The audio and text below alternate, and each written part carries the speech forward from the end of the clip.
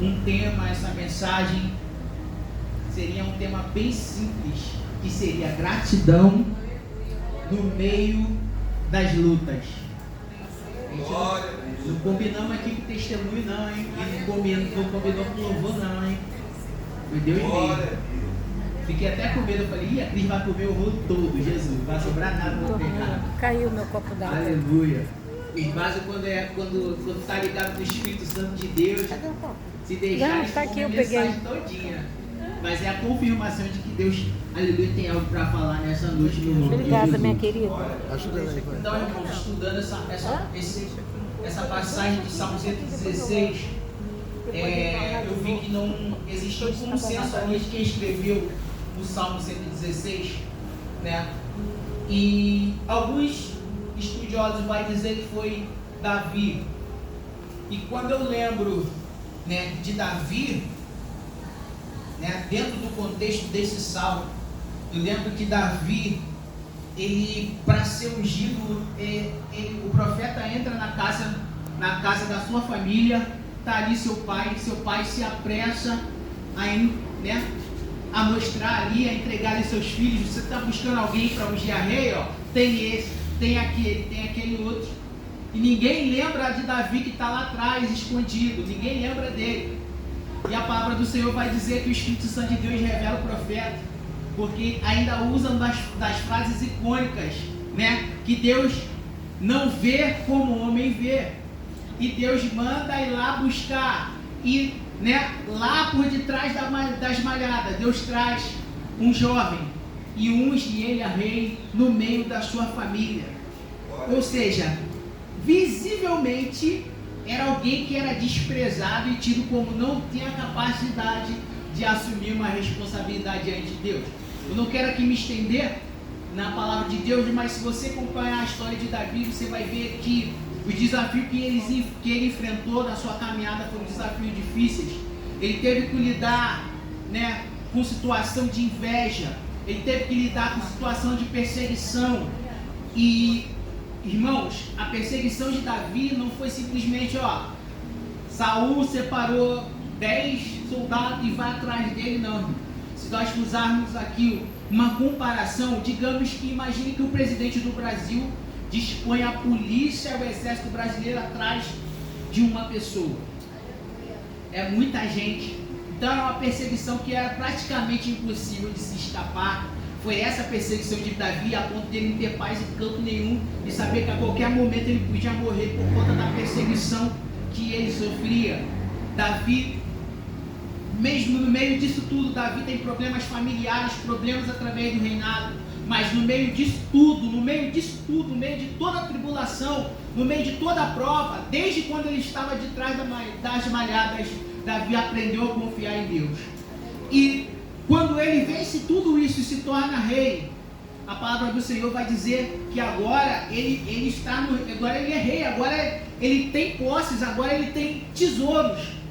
Então Davi, mediante a tudo isso agora, ele tem esposas, tem filho, tem tesouro, venceu tudo isso.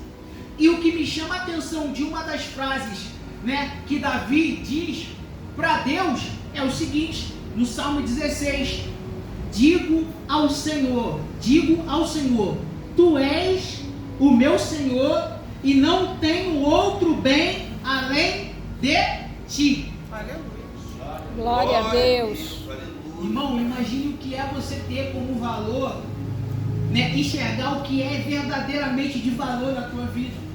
Então Davi, mediante tudo que ele passou e tudo que ele conquistou, ele fala assim, eu não tenho. Isso porque ele era riquíssimo, tinha posse, tinha esposa, eu não tenho outro bem além de ti. Ou seja, Davi tinha como precioso, mais precioso na vida dele, o que? O Senhor. E a Bíblia vai falar também, né, que um dos supostos pessoas que escreveu esse salmo foi o rei Ezequias.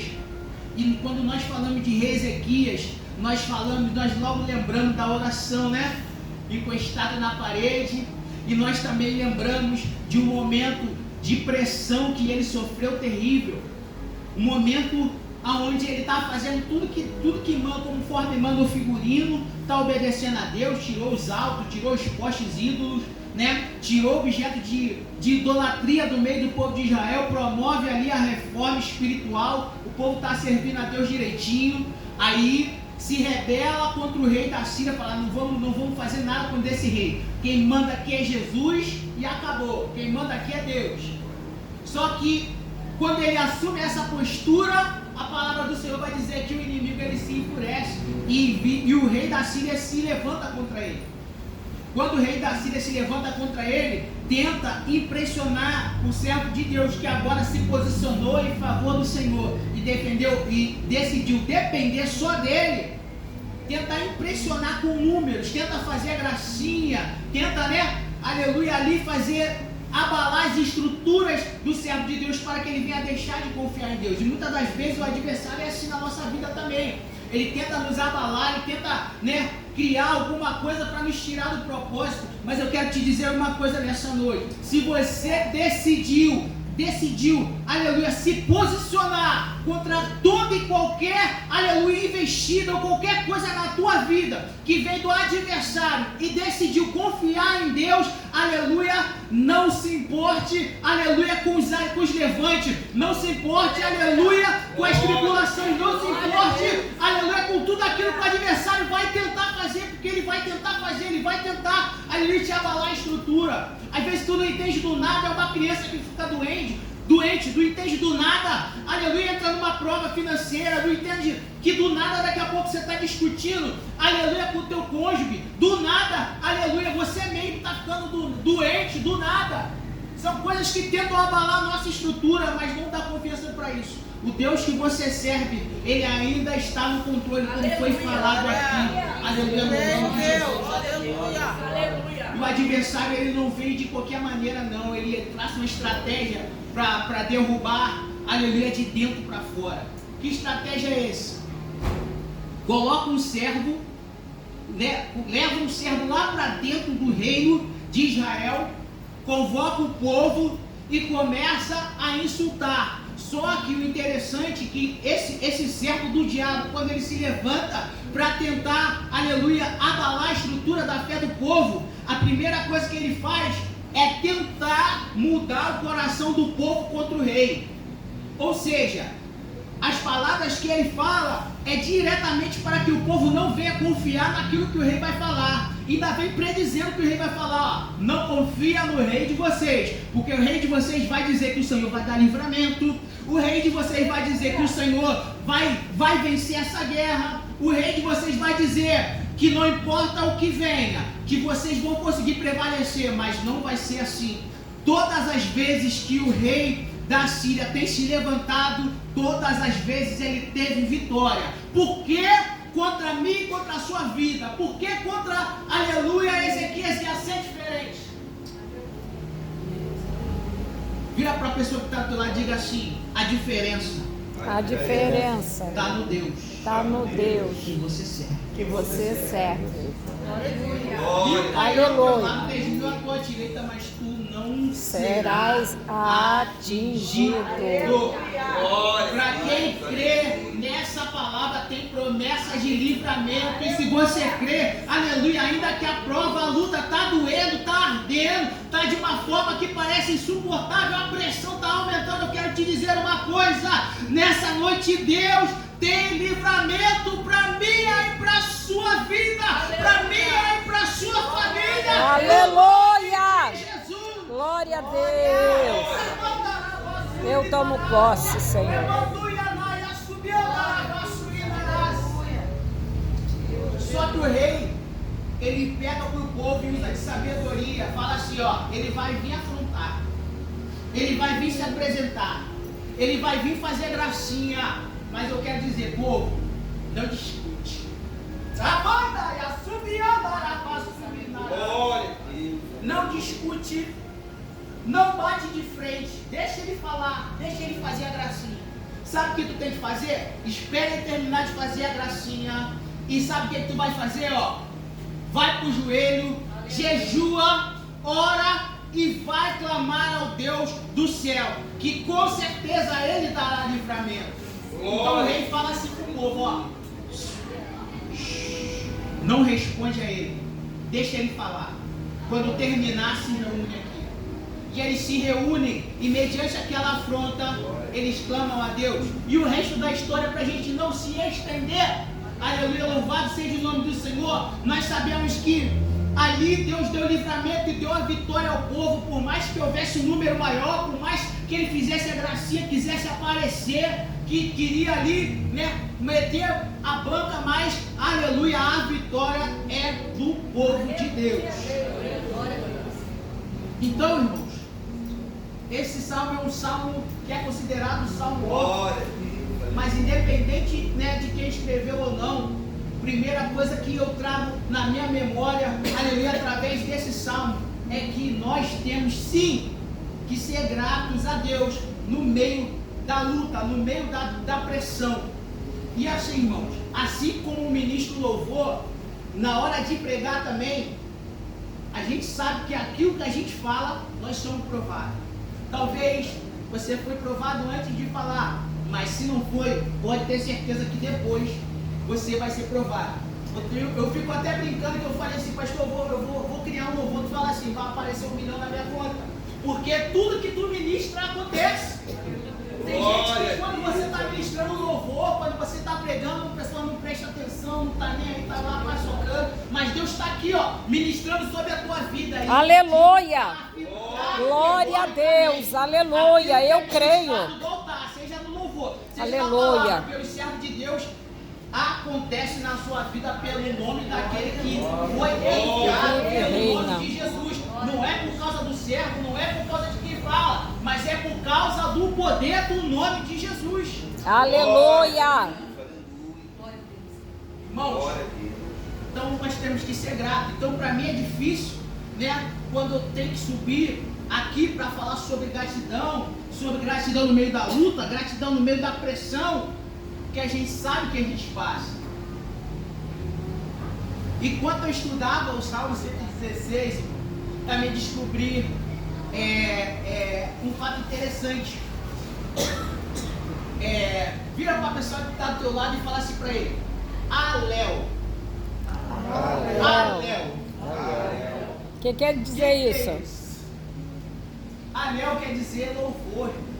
Glória a Deus. Aléu quer dizer louvor, que até da palavra que é derivado, aleluia. E é simplesmente o salmo, deixa eu ver aqui na minha cola, para mim não falar besteira com os irmãos. O salmo 113 até o 118 são salmos que são separados na Bíblia, que pelo costume judeus, ele tem um costume de usar esses salmos como cânticos em festas comemorativas dos judeus. Festa como a festa de lua nova e festa como a Páscoa. E quando eu lembro da Páscoa, você vai, aleluia, entender que esse salmo que a gente acabou de ler na Bíblia vai falar em Mateus capítulo 23, 26, versículo 30. Coloca aí, varão, me ajuda aí em nome de Jesus. Mateus 26, 30. Olha que interessante, irmãos. Ele tinha uma ordem que era cantada esse salmo. Tinha os salmos nos primeiros dias, eram cantados primeiro, dos 113, né?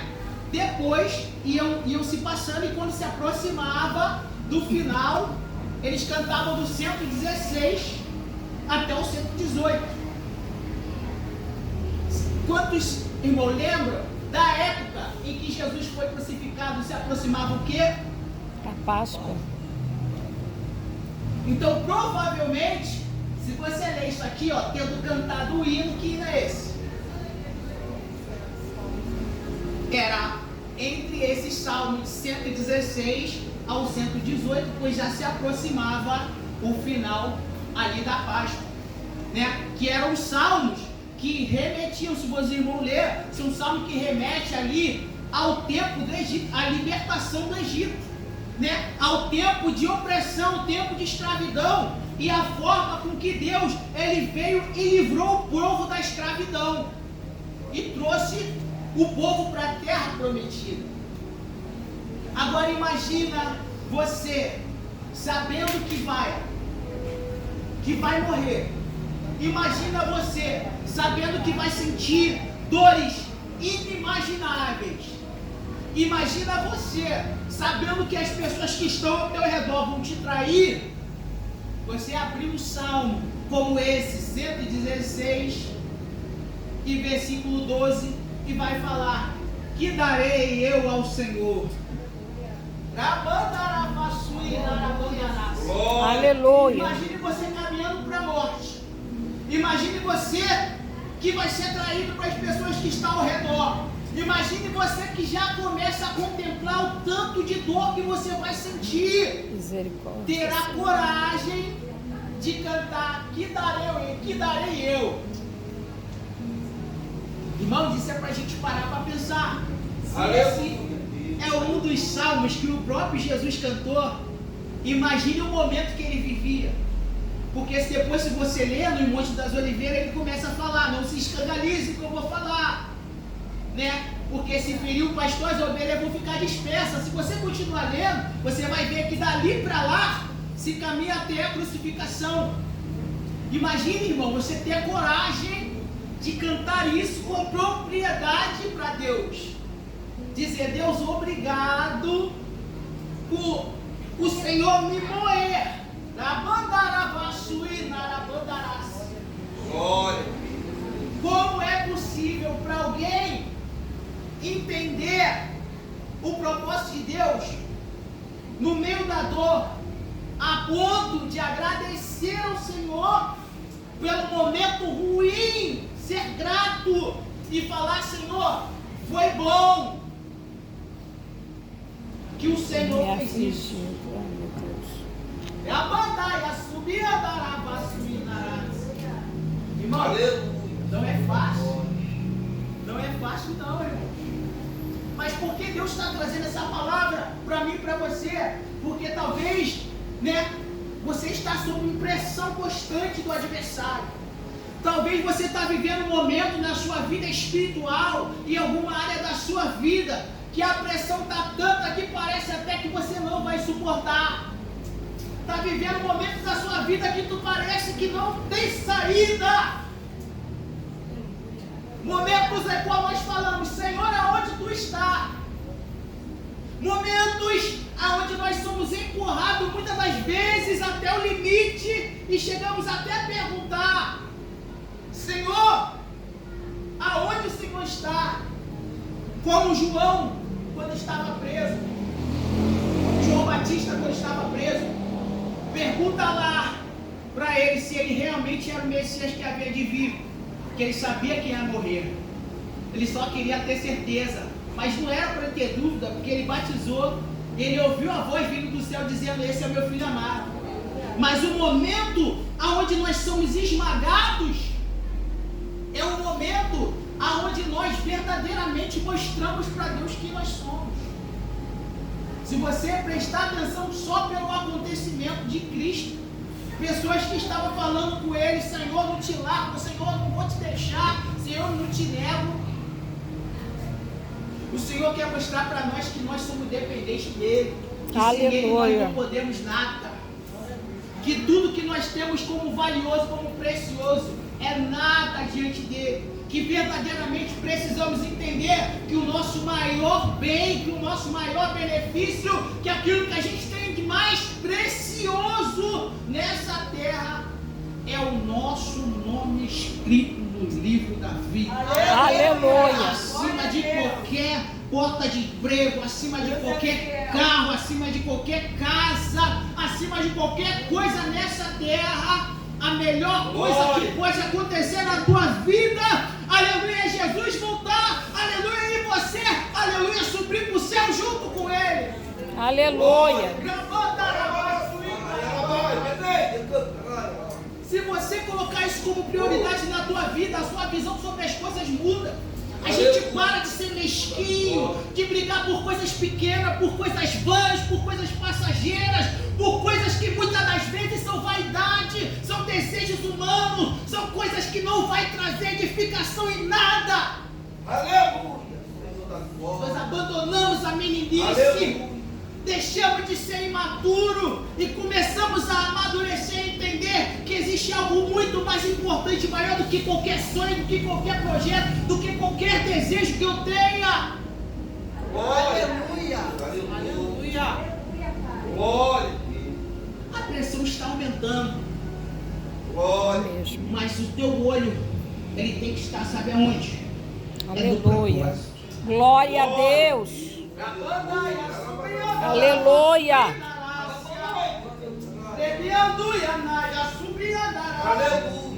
Senhor da glória. Irmão, para a gente suportar o processo, a gente tem que estar entendendo o propósito. A gente tem que estar de olho aonde é que Deus quer levar. E depois de tudo isso, aonde é que Deus vai levar? O que é que Deus vai fazer? O que Deus quer realizar? Entender o propósito é isso. Quando tu entende propósito, Aleluia, Senhor da glória.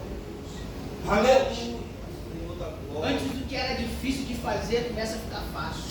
Glória. Aquilo que causava cansaço agora se torna nada. Aleluia. Aquilo que muitas das vezes te impedia, se era impedimento, vai dizer, impedimento nada, eu vou fazer o que Deus quer, porque